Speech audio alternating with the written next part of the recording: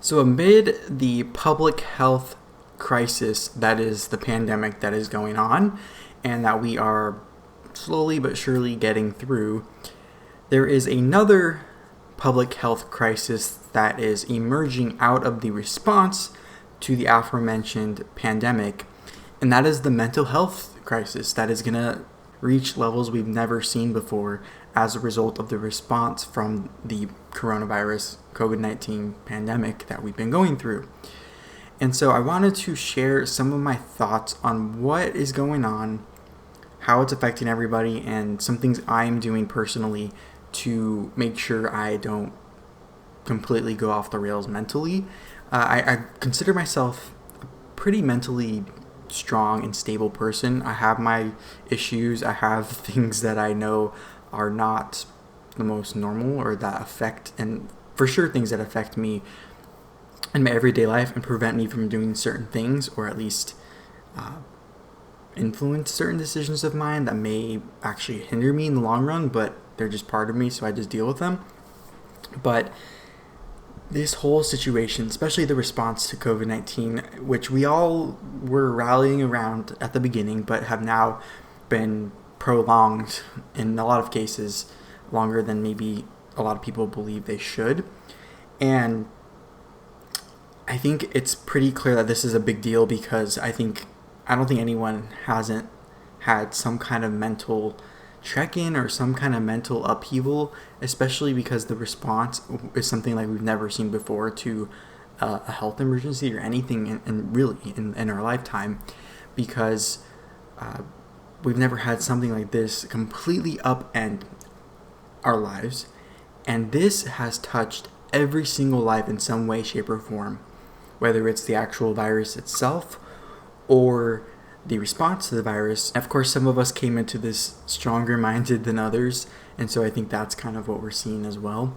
But I know it's bad because I'm someone who I don't really react positive or negative to many situations. I try to kind of leave my emotions out of things, but the way things are going right now, I don't think anybody, no matter what you believe, no matter what your politics are, no matter what you believe socially, what your economic status is, it's a tough situation. Even the most wealthy people on the planet are facing a lot of pressure. Granted, they have a lot of money, but the conversations that are going on right now in the world are putting their wealth at risk as well, and they're starting to get a lot of pressure as well. So nobody is going to come out of this unscathed. And if you don't believe that, I don't know what to tell you, but that's looking like that's what's going to happen. And I'll be honest, and I'm not saying this to pat myself on the back because I wish it wasn't true, because if it wasn't true, I probably wouldn't be talking about the subject on here. But I was one of the people around the people I talk to the most often, whether it's family, friends, coworkers, social media, who was very critical of the response to the pandemic being worse than the actual virus itself. And unfortunately, I think I'm going to be correct. And actually, I might have been underestimating what would actually happen as a result of this, the response to the pandemic. And I'm not really proud of this, but it is the way it is. And I hate to say that I was right in this situation, but I don't think it took a rocket scientist to believe that. I think even the people who were cheering on the stay-at-home orders or lockdowns, whatever you want to call it, for selfish, possibly political reasons, and I can state that now just to kind of get the elephant out of the room. It's pretty clear at this point that the response to the pandemic is being used for political purposes, and I'll just leave my opinion on why, or my opinion on that. I'm sure a lot of people are pretty upset about that. Some people may be cheering, but they're going to have to take it up with whoever they talk to at the end of the day, and they're going to have to be the ones that have to sleep with that, knowing that they upended a lot of people's lives for political purposes. So what am I doing to make sure I keep myself in a mentally healthy-ish, as healthy as possible, state during these times as we're getting through these crazy times with socially, economically, politically, all the way around? So a few things that I do when I feel myself thinking progressively worse, or going down that rabbit hole of, well, if this goes wrong, then this goes wrong, then this goes wrong, then this goes wrong, and you get into this cycle of just doom and gloom, which has been a pretty common theme in the news and in general in media, especially on social media.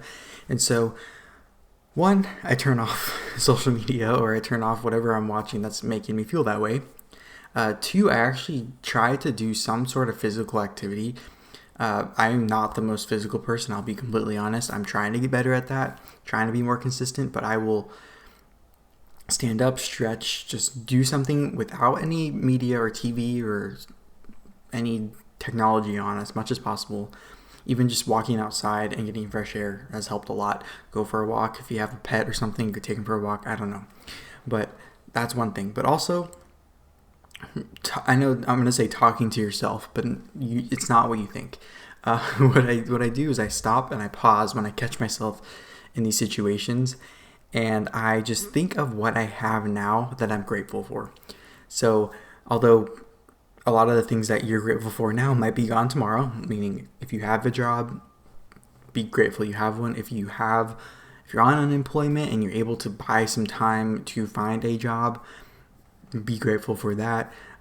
If you have your health right now and you haven't gotten the virus, or you maybe had it but you didn't have a severe case and you survived, or you know someone who survived, whatever the case may be, that is something to be extremely grateful for. I know for me personally, or if you still have a roof over your head, I know a lot of people are getting evicted right now, but if you're able to just survive at this point, if you're not thriving, I know a lot of people aren't thriving at this moment. If you're surviving, be grateful for that, because I think accepting your current circumstance, good and bad, I think is the key to everyone's future. I know every time I've done that where I felt like I was lost or directionless, accepting that I'm directionless, or that the directions I took getting to here where I am directionless, I'm grateful for all those steps as well. So if that makes sense. So that's one thing. But also, I know one of the biggest things I think that is causing a lot of mental health problems, and I don't have proof of this, but I know from my personal experience, is caused by long-term planning, long-term goals, long-term plans, whatever it was that you were working towards or already had planned, whether it be career-wise or family-wise or personal things that you want to do, or go places you want to go, whether you want to start a family or you want to go back to school or start a business, retire, whatever it may be. I think that to me is the thing that is the source of a lot of the mental health things, because these are all things that you can't just do overnight, for most people at least. And these aren't things that just come out of thin air without any hard work.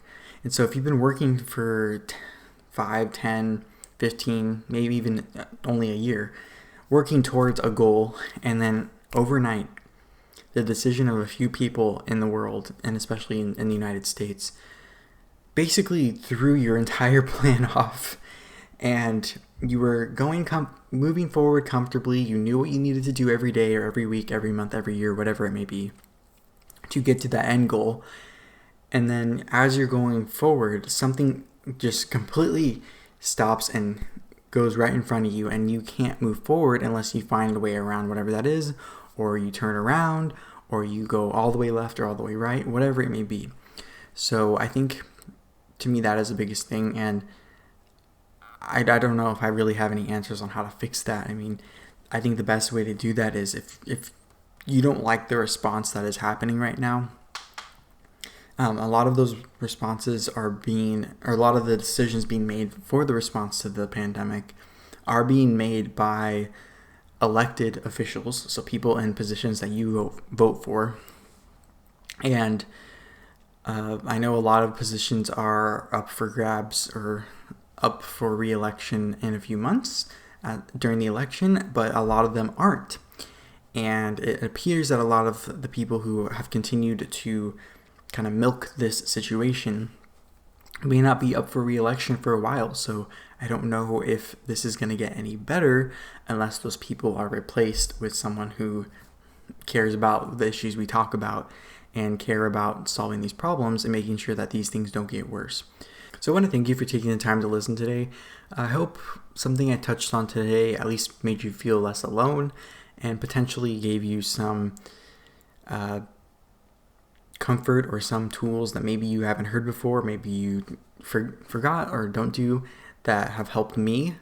If you just feel like sharing your story and you feel like maybe you don't want to share it on your personal pages because you don't want pity or you don't want attention or whatever, you can always come back to this video, any of my videos, and leave a comment sharing your feelings, and I would be more than happy to listen. With that said, thank you so much for taking the time to listen, and I hope you have a great rest of your night, day, whatever time of day you're watching this, and I would love to have you come back here every day where I post videos every single day and have you part of this community to hopefully give you some sense of normalcy and some level-headed responses to what's going on in the world, which is what I try to do, to come at things from a logical perspective and make sure people don't feel so crazy if they feel like they're not being represented in media and online. So with that said, thank you so much, and I will talk to you very soon.